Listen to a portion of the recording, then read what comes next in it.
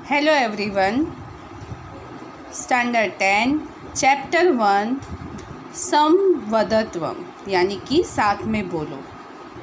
हमारी भारतीय संस्कृति में टोटल 4 वेद है, ऋग्वेद, यजुर्वेद, सामवेद एंड अथर्ववेद। ये चारों वेद पोएट्री फॉर्म में हमें दिए गए हैं। अलग अलग ये चारों वेदों में से यहाँ पे अलग अलग उसके वर्सेस दिए गए हैं, जिसमें हमें एकता का प्रतीक दिया गया है।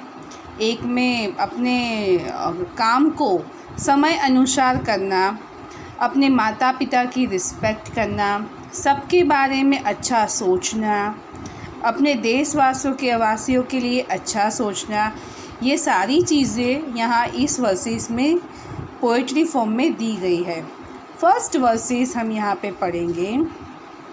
समगच्छध्वम संवदत्वम यानी सम यानी साथ में, गच्छ यानी जाना, साथ में चलो, संवदत्वम यानी साथ में बोलो, वद यानी बोलना, संवो मनासी जानताम, मनासी यानी मन, सबके मन एक साथ होने चाहिए यानी एक रूप होने चाहिए। सबके मन को हमें जानना है, अलग अलग उनके जो थॉट्स रहते हैं उनको जानना है, और सबके मतलब जो थॉट्स होते हैं उनको लेकर एक रूप मन होके कार्य करना है। देवा भागम यथा पूर्वे, पूर्वे यानी प्राचीन समय में देवों ने जो अपना भाग था यानी कि यज्ञ में उनको जो हवि दी जाती थी, उन्होंने उन्हें समझानानाम उपासते यानी प्रेम से उनको स्वीकार कर लिया था। यानी कि लाइफ में हमें जो कुछ भी मिला है वो हमें प्यार से एक्सेप्ट कर लेना चाहिए।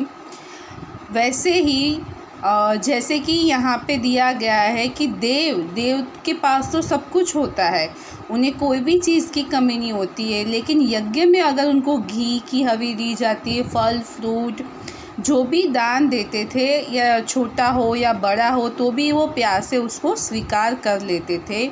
यानी उसकी वजह से यहाँ पे ये हमें मैसेज मिल रहा है कि लाइफ में हमें अगर ज़्यादा मिलता है या कम मिलता है तो भी हमें उससे प्यार से एक्सेप्ट कर लेना चाहिए। समगच्छध्वम, उसके बाद यहाँ पे यूनिटी के बारे में बताया गया है। साथ में चलो, साथ में बोलो, और सबके मन एक चित्त होने चाहिए यानी कि सबके थॉट्स एक रूप होने चाहिए, एक जैसे होने चाहिए। हम जानते हैं कि सबकी थिंकिंग अलग अलग होती है, लेकिन फॉर एग्ज़ाम्पल कि जब भी हमारे आज से सालों पहले हमारा देश स्वतंत्रता के लिए, फ्रीडम के लिए जब लड़ा था, तो सबके विचार एक रूप हुए थे, सब साथ में चले थे, सब साथ में आवाज़ उठाई थी, तब जाके उन्हें स्वतंत्रता प्राप्त हुई थी। इसलिए इस श्लोक में से हमें एकता का मैसेज मिलता है कि हमें एक रूप होके यूनिटी रखनी है, जिससे हम कोई भी कार्य को कोई भी असफल कार्य को सफल बना सकते हैं। सेकेंड वर्सेस में आपको सूर्यदेव के बारे में बताया गया है कि सूर्यदेव से हमें क्या प्राप्त होता है।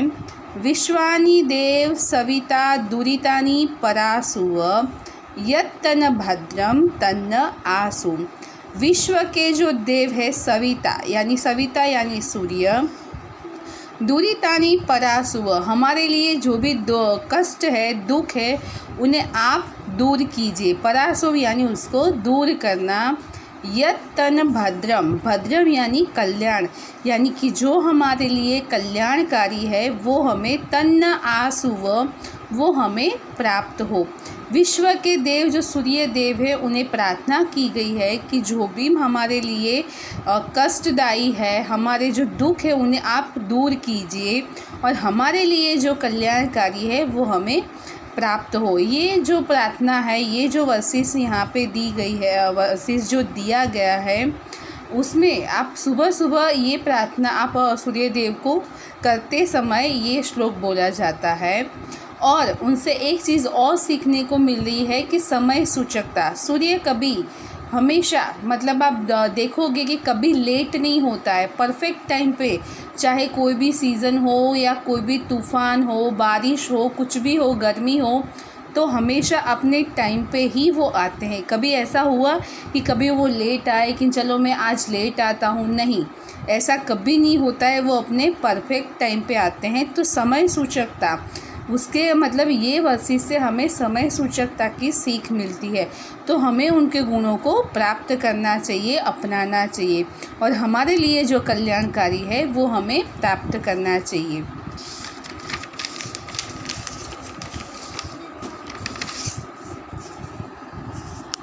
थर्ड वर्सेस है जो अथर्ववेद में से लिया गया है। अनुव्रतः पितुः पुत्रो मात्रा भवतु सम्मनः। अनुव्रतः पितुः यानी पुत्र कैसा होना चाहिए। अनुव्रत यानी पिता को फॉलो करने वाला, उसके पैरों पे चलने वाला, उसके पीछे उनके कार्यों को फॉलो करने वाला। पुत्रो मात्रा, मात्रा यानी माता, भवतु सम्मनः साथ में उनके मन एक चित होने चाहिए, यानी अपनी माता की बात मानने वाला होना चाहिए। जाया पत्ये मधुमतीम वाचम वदतु शांतिवाम। पत्नी कैसी होनी चाहिए। जाया यानी पत्नी, पत्नी अपनी पति के साथ, पत्ते यानी पति, जाया यानी पत्नी, पत्नी अपने पति के साथ, मधुमतीम यानी सुंदर वचनों में, शांतिपूर्ण वचनों में बात करने वाली, मधुर बोलने वाली होनी चाहिए, तो ही परिवार में शांति बनाए रहती है। अगर ये सारी चीज़ें हमारे परिवार में हो, जैसे कि पुत्र कैसा होना चाहिए, अपने पिता को फॉलो करने वाला होना चाहिए, अपनी माता के साथ एक चित बात करने वाला होना चाहिए, उसकी बात मानने वाला होना चाहिए। पत्नी कैसी होनी चाहिए, अपने पति के साथ मधुर स्वरों में, मधुर वाणी में शांति से बात करने वाली होनी चाहिए। इससे हमारे परिवार में शांति बनाए रखती है। उसके बाद है वो दोनों वर्सेस दिए गए हैं। सर्वे भवन्तु सुखिनः, सर्वे सन्तु निरामया, सर्वे भद्राणि पश्यन्तु, मा कश्चित् दुःखभाग् भवेत्। यानी कि सर्वे भवन्तु सुखिनः, सब सुखी हो, सर्वे सन्तु निरामया, निरामया यानी हेल्दी, सब हेल्दी रहे, सब स्वस्थ रहे। सर्वे भद्राणि पश्यन्तु, सबका कल्याण हो, भद्राणि, भद्रम यानी कल्याण, सबका कल्याण हो। माँ कश्चित् दुख भाग भवेत्, किसी को कोई भी प्रकार का दुख ना रहे। यानी कि सबके लिए यहाँ पे प्रेयर की गई है कि सब सुखी रहे, सब हेल्दी रहे, सबका कल्याण हो और किसी को कोई भी दुख ना रहे। उसके बाद है काले वर्षतु पर्जन्यः पृथ्वी शस्यशालिनी, देशो अयम शोभरहितो मानवाः सन्तु निर्भया। काले यानी योग्य समय पे, वर्षतु पर्जन्य, पर्जन्य यानी बारिश, सही समय पे बारिश होनी चाहिए, जिससे पृथ्वी शस्यशालिनी, हमारी जो धरती है, पृथ्वी है, शस्य यानी धान्य, ग्रेन्स, ग्रेन्स वाले, धन्य संपन्न होनी चाहिए। देशो अयम शोभ रहितो, हमारा जो देश है वो शोभ रहित होना चाहिए।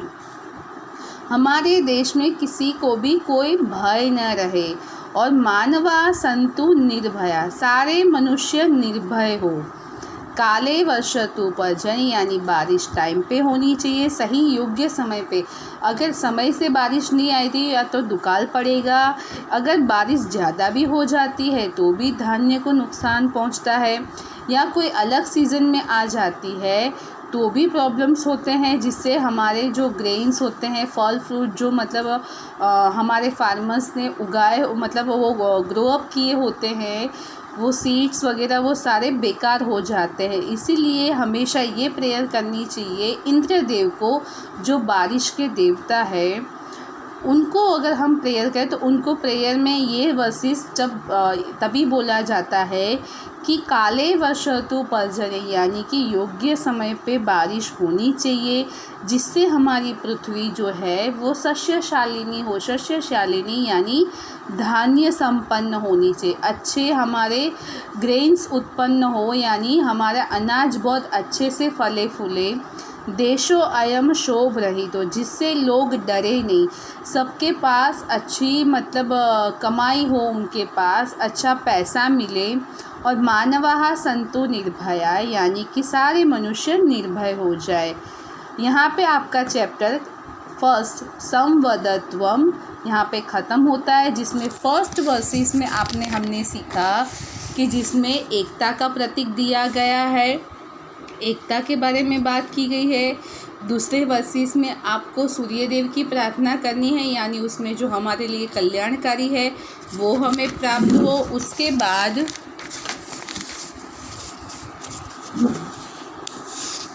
थर्ड वर्सेस में आपको आपकी फैमिली में अगर शांति बनाए रखनी है तो हमें ये चीज़ें फॉलो करनी है।